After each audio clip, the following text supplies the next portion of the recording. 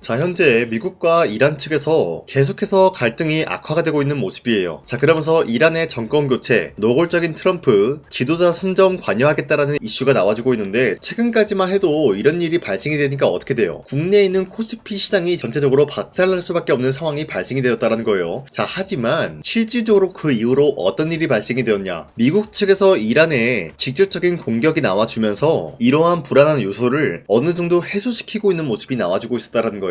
자, 그러면은 이러한 시나리오가 나와주고 있을 때 삼성전자에는 어떤 일이 발생이 되었냐? 현재 미국이 좀 불안정한 흐름을 보여주고 있었기 때문에 AI 반도체적인 부분에서 미국한테 팔아먹긴 좀 애매한 흐름이 나왔다라는 거예요. 자, 이런 식으로 시장이 해석이 되니까 전체적으로 하락이 나왔지만 앞서 말씀드렸다시피 이러한 불안정한 요소를 어느 정도 해소시켜줬기 때문에 다시 한번 AI 섹터가 원활하게 거래가 되지 않을까라는 흐름을 보여주고 있었습니다. 자, 이로 인해서 AI 데이터 센터 전력 수급에 대해서 지금 미국 측에서는 급한 모습을 보여주고 있습니다. 자, 그리고 두산어빌리티가 가스터빈 7기 추가적으로 계약한 모습이 나와주고 있었는데, 자, 최근 들어서 두산어빌리티와 미국이랑 긴밀한 흐름을 보유하고 있는데, 자, 이 내용에서 충분히 나와주고 있었던 게 바로 AI 데이터 센터가 핵심 키워드라는 거예요. 자, 결국에는 이란과 미국과 불안정한 흐름을 보유하고 있었지만 미국 측에서는 결국에는 AI 데이터 센터 전력 수급을 아직까지 집중적으로 공략을 하고 있다는 거예요. 자, 그 말이 뭐냐? 이란과 미국이 전쟁을 하더라도 결국에는 AI 데이터 센터는 건설을 해줄 것이다라는 거예요. 결국에 삼성전자와 SK 하이닉스의 HBM 같은 경우는 미국에게 판매를 할 수밖에 없는 상황에 놓여지고 있다라고 말씀드리는데, 최근에 삼성에게 악재 아닌 악재가 나와주고 있었죠. 현재 압박 수위를 높이고 있었던 삼성전자의 노조 9.11쟁의 찬반 투표가 이루어졌다, 뭐 이런 이야기가 나와주고 있는데, 사실상 노조가 지금 당장에서 삼성전자에게 시위를 한다라고 하더라도 삼성전자의 주가에는 큰 영향이 없다라고 판단이 되고 있어요. 최근 들어서 주가 하락이 나왔었던 요소는 노조 때문에 주가 하락이 나왔다라고 생각을 하신 분도 계시겠지만, 결국에는 이란과 미국 간에 이런 갈등이 있었기 때문에 주가가 상승과 하락이 반복이 될 뿐이지 노조라는 연관이 없다라고 풀이가 되고 있으면서, 현재로서 엔비디아 측에서는 GTC에서 HBM4 여기에 대한 경쟁을 본격화시킨 모습이 나와주고 있었고, 삼성과 SK 하이닉스는 여기에 대해서 본격적인 출격이 이루어질 것이다 라고 기사가 나와주고 있었는데, 삼성전자, SK 하이닉스 지금 현재 이러한 부스를 마련함으로써 HBM4 등등 각자 기업의 기술력을 전시하고 있는 모습이 나와주고 있었습니다. 자, 그러면서 차세대 AI 가속기 베라루빈 공개 예정이 나와주고 있으면서 HBM4 공급 경쟁 승패 분수령이 현재로서 업계의 관심을 끌고 있다라고 말씀드리는데, 자, 어찌됐건 엔비디아 측에서도 지금 마찬가지로 HBM4에 대해서는 분주한 흐름을 보유하고 있고, 여기에 맞는 GPU도 곧 출시가 될 예정이다라고 하는 거예요. 자, 그 말이 뭐냐? 결국에는 HBM4 여기에 대해서는 앞으로도 수요가 증가가 될 수밖에 없는 상황에 놓여 있다라고 말씀드리면서, 삼성전자는 여기에 대한 기대감이 추가적으로 부여가 될 수밖에 없다라고 풀이가 되면서 다시 한번 20만원대를 뚫고 올라가 주지 않을까라고 풀이가 되고 있는데, 자, 지금까지 내용을 봤을 때 삼성전자에게는 어떤 결론을 내릴 수가 있냐? 최근에 주가가 잠시 하락에 나왔으나 아직까지도 매도할 시기는 아니다라고 말씀드리겠습니다. 자, 그리고 최근에 코스피가 6,300원대까지 찍어주고 있었던 모습이었지만 그 이후로 갑작스럽게 하락세가 나와주고 있었다는 거예요. 최근에 이스라엘과 미국의 갈등 악화가 고조가 되고 있으면서 여기에 대한 악재 영향으로 인해서 이러한 하락세를 보여주고 있었다는 거예요. 자, 하지만 당장에 다시 한번 반등이 나올 수밖에 없는 흐름이 어떤 것이었냐? 이러한 하락세는 기본적으로 주주들 심리가 악화가 되면서 과매도하는 구간이 나올 수밖에 없었다는 거예요. 자, 그렇기 때문에 이러한 상황 속에서 많은 분들이 잘못된 종목을 공략을 한다라고 할 경우에는 수익을 본다라기보다는 손실을 볼 위험이 있다라고 말씀드리겠습니다. 자, 그렇기 때문에 여러분들 더 이상 아무런 종목 공략하시고 손실 보지 마시라고 저 강산이가 종가 베팅을 통해서 하루에 3가지 종목씩 종목 선정을 도와드리고 있는데, 보신 바와 같이 2시 6분에서 8분 사이에 3가지 종목을 선정해드리고 있었어요. 이때 여러분들한테 이 종목들을 공략해드리고 있었던 이유가 종가 베팅이라고 적혀있는 만큼 종가에 이 종목들을 공략하시고 다음날 자율적으로 매도하라고 말씀드리고 있는 겁니다. 자, 그로 인해서 첫 번째 한미반도체 같은 경우는 현재로서 배당금 최대 규모 지급을 유입을 해주겠다라는 소식이 나와주면서 여기에 대한 매수세가 강력하게 투입이 될 수밖에 없는 모습이 나왔었고요. 자, 그리고 두 번째 하나 시스템 같은 경우도 국방 반도체 국산화 과속화 일정이 이뤄지면서 여기에 대한 매수세가 유입이 될 수밖에 없었는데,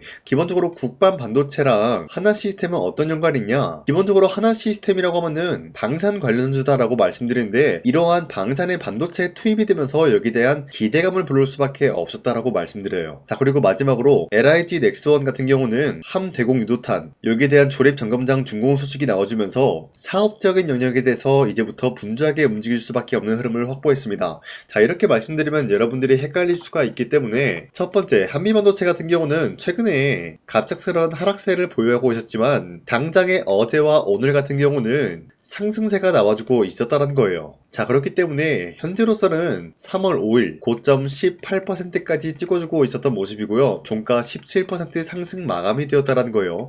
자, 그런데 이러한 종목을 전날 2시쯤에 여러분들한테 알려드리고 있었기 때문에 이때 이 종목을 공략하신 주주님들은 아무리 못해도 20% 이상 상승을 가져갈 수가 있었다라고 판단하고 있어요. 자, 그리고 두 번째 하나 시스템 같은 경우도 마찬가지로 현재로서 23% 장대 한번 나오고 상승 마감이 되었기 때문에 여러분들이 최대 노릴 수 있는 구간은 23%에 대한 상승이었다라고 말씀드리겠고요. 마지막으로 LIG 넥스원 같은 경우도 마찬가지로 아래꼬리 말아 올려준 모습으로서 24%까지 장대 한봉이 나왔다는 거예요. 자, 그렇기 때문에 여러분도 충분히 전날에 이 종목 공략하신 주인들은 24%에 대한 상승을 노려볼 수가 있었다라고 말씀드리는데, 자, 어디까지나 이러한 종목들을 하루에 3가지 종목씩 선정해서 여러분들한테 드리고 있기 때문에 여러분도 충분히 이러한 종목을 공략을 할 수가 있다라고 말씀드리겠습니다. 자, 그렇기 때문에 제 영상 화면에 나와 있듯이 구독 버튼 한 번씩만 눌러주신다 라고 하시면은 여러분들한테 하루에 3가지 종목 이런 식으로 선정해드리고 있기 때문에 구독 버튼 한 번씩만 눌러주시고 상단에 나와 있는 제 연락처로 구독을 했다라는 인증으로 구독이라고 문자 한 번씩만 보내주시길 바라겠습니다. 자, 그 이후에 제 영상 구독을 해주신 주주님들한테는 하루에 3가지 종목씩 이런 식으로 선정을 도와드리고 있기 때문에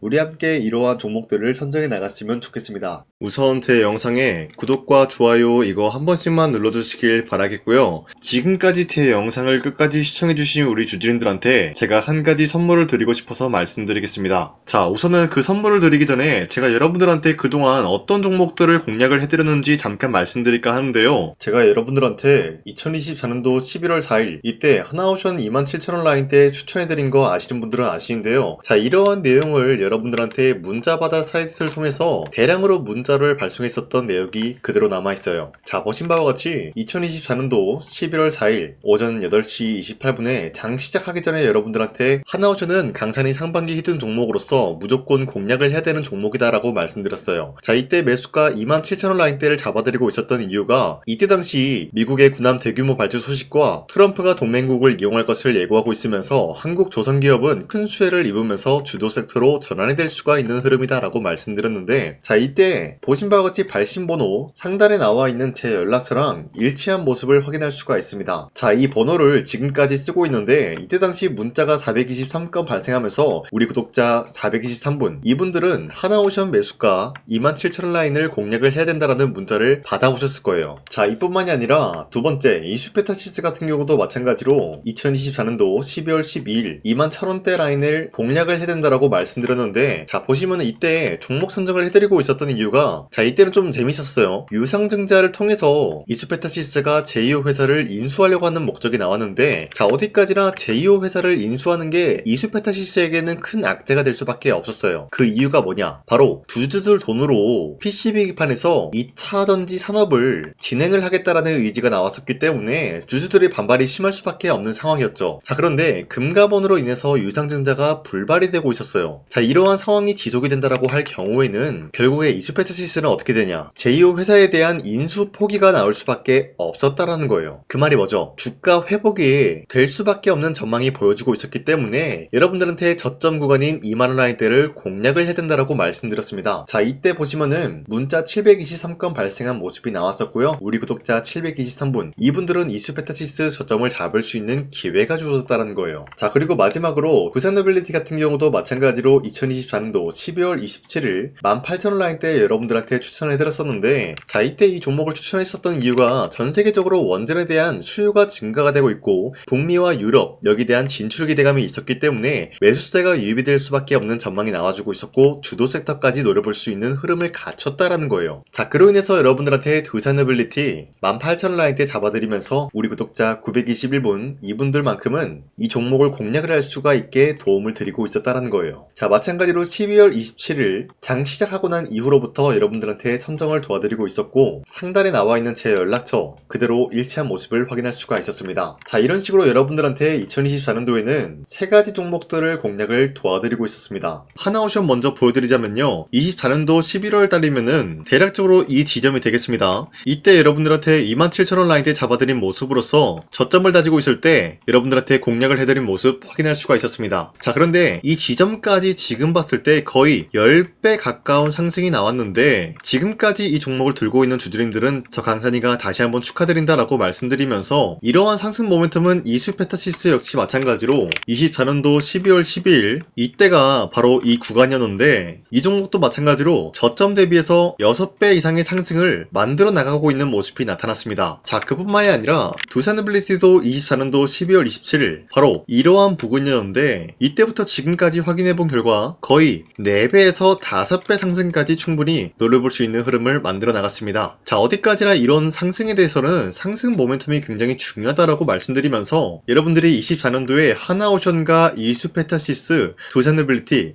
이 세 가지 종목을 놓치셨다라고 하면은 전혀 아쉬워할 게 없다라고 말씀드리겠습니다. 자, 오늘 말씀드릴까 하는 종목도 이러한 상승 모멘텀을 충분히 갖출 수가 있는 종목이다라고 말씀드리겠고요. 제가 오늘 말씀드리고 있었던 3배 이상 폭등을 기대할 수 있을 만한 그런 종목 바로 말씀드릴까 하는데요. 자, 오늘 이게 말씀드렸던 제가 3배 이상의 폭등 랠리를 만들어낼 수가 있는 그런 종목이다라고 말씀드린데요. 사실상 장기간 동안 하락의 추세가 나와주고 있는 모습이었지만 거래량 보면 알 수 있듯이 세력들이 하락세가 돌입이 된다라고 하더라도 쓸어담고 있는 모습이 나타나고 있습니다. 자, 그 결과 현재로서 다시 한번 이러한 반등 포지션이 나와주고 있는 모습인데요. 여기에 대해서 우리가 가장 눈여겨봐야 될 흐름이 어떤 것이냐면은 수급 현황이다라는 거예요. 현재 외인과 기관들은 지금 이러한 지점 쓸어담고 있는 모습이 나와주고 있고 반등 구간이든 하락세든 아랑곳하지 않고 쓸어담고 있는 모습이 나와주고 있어요.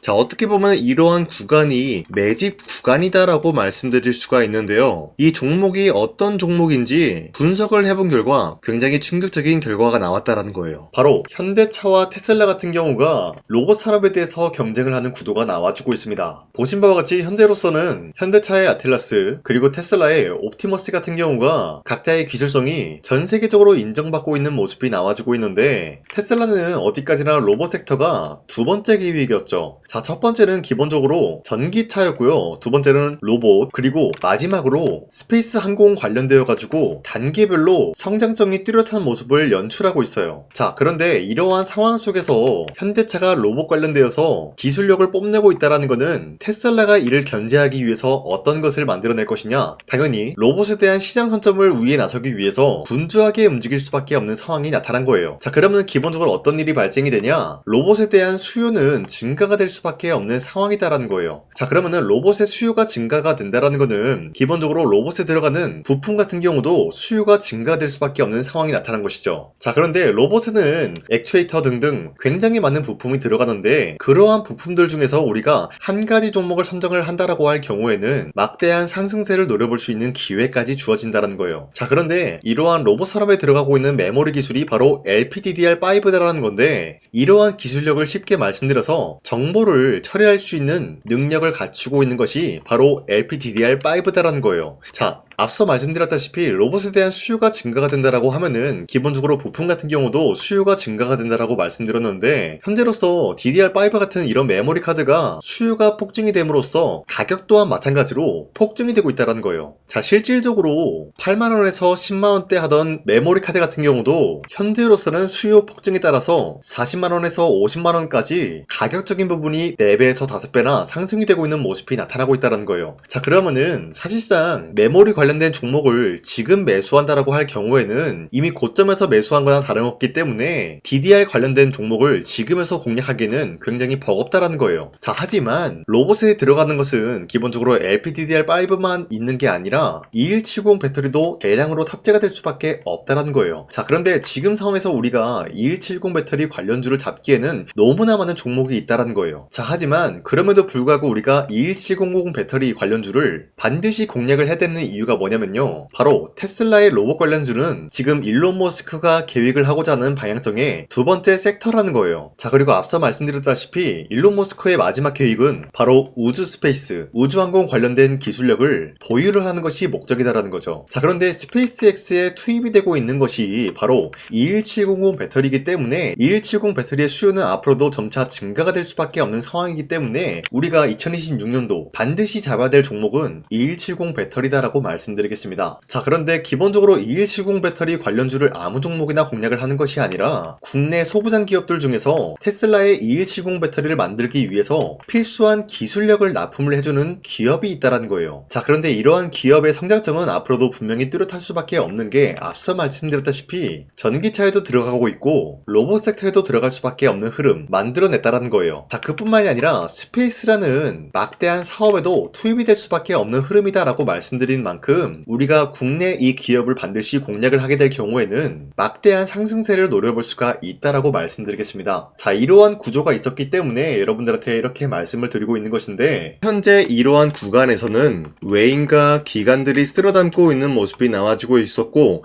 그동안 주가가 하락세가 돌입이 되더라도 계속해서 거래량이 발생이 되면서 매수세가 들어와주고 있었다는 거예요. 자, 긴말하지 않겠습니다. 이 히든 종목을 여러분들이 꼭 받아보고 싶다라고 하시는 분들은 상단에 나와 있는 제 연락처로 구독이라고만 문자 한 번씩만 보내주시면요, 제가 선착순 1000명한테만 이 하나오션 그리고 이 스페타시스 두산어빌리티 여러분들한테 증명을 해드리고 있었던 것처럼 이 1000분한테만 이 종목명이 뭔지 여러분들한테 문자로 발송해드리겠습니다. 지금까지 제 영상 끝까지 시청해주신 저 강산의 찐 구독자님들, 이분들한테만 이렇게 히든 종목을 선물해드리고 싶어가지고 준비한 거니까요, 반드시 구독이라고 문자 보내주시길 바라겠습니다. 이게 날마다 오는 종목이 아니기 때문에 지금 여러분들이 저한테 문자 안 보내주시고 그때 가서 후회하지 마시고요, 선착순으로 1000명이기 때문에 지금 빠르게 상단에 나와 있는 제 연락처로 구독이라고 문자 한 통씩만 남겨주시길 바라겠습니다. 자, 지금까지 제 영상 끝까지 시청해주신 우리 주주님들 다시 한번 감사드린다 라고 말씀드리면서